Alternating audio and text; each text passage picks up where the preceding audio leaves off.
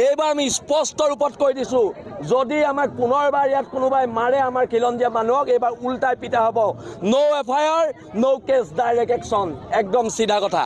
নমস্কাৰ, নতুন এটা ভিডিঅ'লৈ আপোনালোক সকলোকে স্বাগতম জনাইছোঁ। বৰ্তমান কি কোৱা হৈছে যে নাৰী সুৰক্ষাৰ কথা য'তে ত'তে ডিছকাছ কৰি থকা হয়, কিন্তু বৰ্তমান যদি আমি চাবলৈ যাওঁ, বিশেষকৈ শিৱসাগৰৰ কথা যদি ক'বলৈ যাওঁ, আজি কিছুদিনৰ আগতে এগৰাকী ৰাষ্ট্ৰীয় পৰ্যায়ৰ খেলুৱৈ, বিশেষকৈ পাঞ্জা খেলে, জিমি দাস নামৰ যিগৰাকী ছোৱালীক বিশেষকৈ বাবুপতি অঞ্চলত মানে এজন তেখেতৰ চিনাকি কোনোবাৰ লগত গাড়ীখনত জাষ্ট বহি আছিলে, কিন্তু সেই ঠাইতে কি কৰে, কিছুমান ব্যৱসায় আহে আৰু আহি পাহানি তেওঁলোকক উলিয়াই আনে গুৰুলকৈ বিশেষকৈ সেই কিশোৰীগৰাকীক, জিমি দাস নামৰ যিগৰাকী কিশোৰী, তেখেতক খুব বেয়াকৈ পিতে। কিন্তু এটা কথা, কোনো কথা নাই বতৰা নাই, ইমান বেয়াকৈ যেতিয়া তেওঁলোকৰ ওপৰত পুলিচ কমপ্লেইন কৰা হ'ল, কিন্তু যিকেইজনে সেই কামটো কৰিছিলে তেওঁলোকক কিন্তু এৰেষ্ট কৰা হোৱা নাছিলে। আৰু এইটো সঁচাকৈ এটা বৰ দুখৰ বিষয় যে মানে মানুহে আজিকালি মানে য'তে ত'তে মানে নিজৰ আইন কানুন মানে নিজৰ দেখুৱাই থাকে।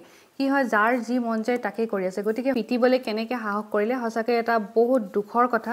এজনী ছোৱালীক এনেকৈ মাৰিবলৈ, এনেকৈ পিটিবলৈ ৰাজহুৱাভাৱে কেনেকৈ চান্স পায়। আৰু এই গোটেই কথাখিনিক লৈ আজি বিশেষকৈ 30টা সংগঠনে তাত এটা প্ৰতিবাদী কাৰ্যসূচী হাতত লৈছে, আৰু তেওঁলোকে সেই প্ৰতিবাদত কি কি কথা তেওঁলোকে কৈছে এই সকলোবোৰ দেখিবলৈ পাব। গতিকে ভিডিঅ'টো আপোনালোকে স্কিপ নকৰাকৈ শেষলৈকে চাই থাকক, তেতিয়া গম পাব একচুৱেলি ইয়াত মানে আৰু কি কি কথা জড়িত হৈ আছে বিশেষকৈ।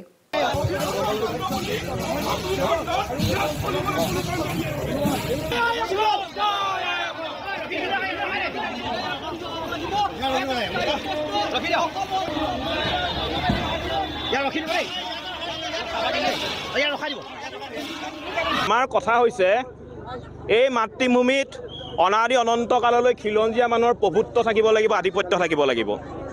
অসমৰ ভাষা, কলা, কৃষ্টি, সংস্কৃতিয়ে চিৰদিন চিৰকাল উচ্চ স্থানত জিলিকি থাকিব লাগিব। অসমৰ সম্পদৰ অধিকাৰ, ভূমি অধিকাৰ অসমীয়া মানুহৰ হাতত থাকিব লাগিব। অসমৰ শাসনৰ বাগজৰীডাল অসমীয়া মানুহৰ হাতত থাকিব লাগিব। অসমলৈ আহি কোনোবাই ইয়াত মাটি, পানী, বায়ু সেৱন কৰি ইয়াত ব্যৱসায় কৰি আৰু অসমীয়া জাতিটোক অপমান কৰিব, অসমৰ ভাষা, কলা, কৃষ্টি, সংস্কৃতিক অপমান কৰিব, আৰু অসমৰ মহিলাক ৰাজপথত চুচৰাই টানি নি প্ৰহাৰ কৰিব, আৰু আমি মনে মনে থাকিম, এনে ঘটনা হ'ব নোৱাৰে। সেইবাবে আজি আমি শিৱসাগৰ শ খিলঞ্জীয়া যুৱক যুৱতী, খিলঞ্জীয়া ৰাইজ ওলাই আহিছোঁ। আৰু এটা কথা আমি ইয়াৰ পৰা স্পষ্টকৈ কৈ দিব বিচাৰিছোঁ, অসমত থাকিলে অসমৰ ভাষা, কলা, কৃষ্টি, সংস্কৃতিক সন্মান কৰিব লাগিব, শ্ৰদ্ধা জনাব লাগিব। যদি অসমত থাকি যদি অসমৰ যুৱক যুৱতীৰ ওপৰত যদি শাৰীৰিকভাৱে আক্ৰমণ কৰিবলৈ হয়, মানসিকভাৱে যদি অত্যাচাৰ চলাবলৈ হয়, তেনেধৰণৰ অসমীয়া বহিৰাগত বনিয়াক ইতিমধ্যে আমি অসমৰ পৰা খেদি পঠিয়াই আমি সিদ্ধান্ত গ্ৰহণ কৰিছোঁ। অসমত থাকিলে, শিৱসাগৰত থাকিলে যদি ব্যৱসায় বাণিজ্য কৰিছে, তাত আমাক ক'বলগীয়া একো নাই, কিন্তু অসমীয়া ভাষাক সন্মান কৰিব লাগিব, অসমৰ কলা, কৃষ্টি, সংস্কৃতিক সন্মান কৰিব লাগিব। যদি কেনেবাকৈ অনাগত দিনত, আহিবলগীয়া দিনত যদি কেনেবাকৈ আমাৰ অসমৰ যুৱক যুৱতীৰ ওপৰত হাত তুলিবলৈ হয়, সঁচা কথা কৈছোঁ, তেনে অনা অসমীয়া বহিৰাগত হাত কিন্তু আমি ভাঙি দিম। প্ৰয়োজন হ'লে টালি টোপোলা বান্ধি কিন্তু শিৱসাগৰ বা অসমৰ পৰা যাবগৈ লাগিব। আৰু ইতিমধ্যে আমি যোৱা 16 তাৰিখে যিখন সভা হৈ গৈছে, সভাখনত আমি কেইবাটাও গুৰুত্বপূৰ্ণ সিদ্ধান্ত গ্ৰহণ কৰিছোঁ। আপোনালোকে গম পায়, আমাৰ শিৱসাগৰত, বিশেষকৈ অসমত যিবিলাক বহিৰাগত বনিয়াই সংগঠন খুলিছিলে, আপোনাৰ বেংগলী যুৱ ছাত্ৰ ফেডাৰেশ্যন, ভোজপুৰী ছাত্ৰ সন্থা, মাৰোৱাৰী মঞ্চ, আজিৰ তাৰিখৰ পৰা অসমত কোনো বহিৰাগত বনিয়াই সংগঠন খুলিব নোৱাৰিব।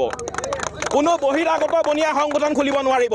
বেংগলী যুৱ ছাত্ৰ ফেডাৰেশ্যন, ভোজপুৰী ছাত্ৰ সন্থা, মাৰোৱাৰী যুৱ মঞ্চ আজিৰ তাৰিখৰ পৰা শিৱসাগৰত অসমত নিষিদ্ধ। আমি নিষিদ্ধ বুলি ইতিমধ্যে কৈ গৈছোঁ। অসমত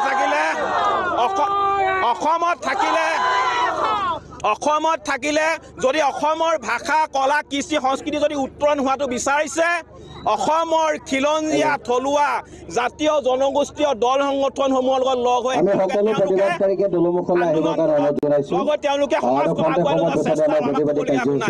বেলেগকৈ আমি ইয়াত কাম আৰু এটা আমি কথা ক'ব বিচাৰিছোঁ। আমি গম পাইছোঁ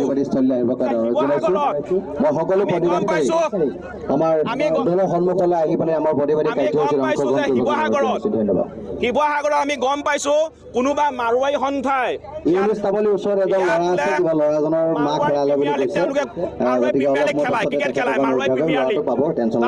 অসমীয়াক খেলিবলৈ নিদিয়ে, ভোজপুৰী প্ৰিমিয়াৰ লীগ পাতে, আমাৰ অসমীয়াক খেলিবলৈ নিদিয়ে। আজিৰ তাৰিখৰ পৰা শিৱসাগৰত Marwari premier league, Bhojpuri premier league এইবিলাক নহ'ব। এইবিলাক নহ'ব। শিৱসাগৰত হ'ব শিৱসাগৰ প্ৰিমিয়াৰ লীগ।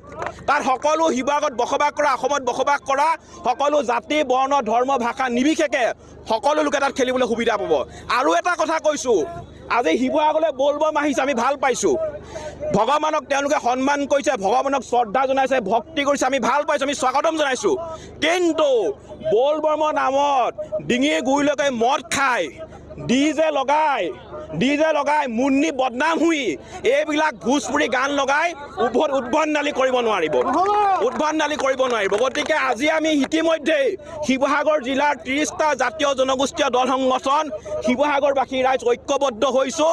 আৰু এই যি যাত্ৰা, এই যাত্ৰা আমি অনাদি অনন্ত কাললৈ জীয়াই থাকিব বুলি আমি আপোনালোকৰ কথা দিলোঁ। চাওক, শিৱসাগৰত বহিৰাগতৰ গুণ্ডামি নচলিব, অসমত বহিৰাগতৰ গুণ্ডামি নচলিব। প্ৰতিবাদ ঐক্যবদ্ধ খিলঞ্জীয়াৰ প্ৰতিবাদ। এই প্ৰতিবাদ মাৰোৱাৰী গুণ্ডাৰ বিৰুদ্ধে, বিহাৰী গুণ্ডাৰ বিৰুদ্ধে, এই প্ৰতিবাদ বেংগলী গুণ্ডাৰ বিৰুদ্ধে। শিৱসাগৰৰ ৰাজপথত আৰু অনন্ত কাললৈ কোনো খিলঞ্জীয়া মানুহে মাৰ নাখায়। আৰু এটা কথা এইবাৰ আমি স্পষ্ট ৰূপত কৈ দিছোঁ, যদি আমাক পুনৰবাৰ ইয়াত কোনোবাই মাৰে আমাৰ খিলঞ্জীয়া মানুহক, এইবাৰ উল্টাই পিটা হ'ব। ন' FIR, ন' কেছ, ডাইৰেক্ট একশ্যন, একদম চিধা কথা। আৰু আমাৰ মানুহক, আমাৰ ছোৱালীক কোনোবাই ইয়াত অৰ্ধ উলংঘ কৰিব আৰু আমি ঘৰত সোমাই বহি থাকিম, নহ'ব এইটো কাম। আমি আছোঁ, শিৱসাগৰ খিলঞ্জীয়া মানুহ, প্ৰত্যেক মানুহ, দল সংগঠন সকলো ঐক্যবদ্ধ হৈ ওলাই আহিছে। আৰু এইটো জাতিৰ বাবে শুভ লক্ষণ। আৰু আমি জীয়া জাতি হয়, মৰে অসম জীয়ে কোন, জীয়ে অসম মৰে কোন। কিন্তু তল পৰি আৰু জীয়াই থকা নহ'ব। হ'ব পাৰোঁ দুখীয়া, আমি তহঁতৰ গোলাম নহয়। আঁঠুকাৰী অধিকাৰ খোজা আমাৰ নিয়ম নহয়। এইবাৰ চিধা পিটন দিয়া হ'ব যদি আৰু আমাৰ গাত হাত তুলিবলৈ হয়, একদম স্পষ্ট কথা। ধন্যবাদ। জয় আই অসম। আপোনালোকে বুধেশ্বৰ গগৈক হত্যা কৰিলে, সেই হত্যাকাৰীজনক আজিলৈকে আপোনালোকে ধৰিব নোৱাৰিলে, আৰু ইয়াত এটা বেৰিকেড লগাই বীৰত্ব দেখুৱাব আহিছে। কি কথা এইবিলাক? যদি জেললৈ পঠিয়াই মোক পঠিয়াই দিয়ক, কিন্তু খিলঞ্জীয়া মানুহে শিৱসাগৰ ৰাজপথত খোজকাঢ়িবলৈ ওলাই আহিছোঁ, অধিকাৰৰ কাৰণে ওলাই আহিছোঁ। আপোনালোকে যে আপোনালোকৰ চৰকাৰৰ মুৰব্বীবিলাকে খুব টুইট কৰে, এই যে জিমি দাসক যে মাৰিলে তেতিয়া যে আমি টুইটটো নেদেখিলোঁ কেলে? সেই ভিডিঅ'টো আমি টুইটটো নেদেখিলোঁ। টুইট নেদি কিবা এটা কৰি থাকে আপোনালোকৰ মুৰব্বীজনে, এইটো আমি নেদেখিলোঁ। এতিয়া কথাবিলাক হৈছে, আমি সিদ্ধান্ত ল'লে আমি মাৰ খাই জীয়াই নাথাকোঁ, আমি মাৰ খাই জীয়াই। আৰু আজি ইয়াত শিৱসাগৰ জনগণে এটা সিদ্ধান্ত লওক, কি হয় শিৱসাগৰ পৌৰসভাই আমি 30 জাতীয় জনগোষ্ঠীয় সংগঠনে পৌৰসভাক স্মাৰক দিম, 7 দিনৰ ভিতৰত মাৰোৱাৰীৰ প্ৰতি নাম সলনি কৰক, আমাৰ শ্বহীদৰ নামত দিব লাগিব।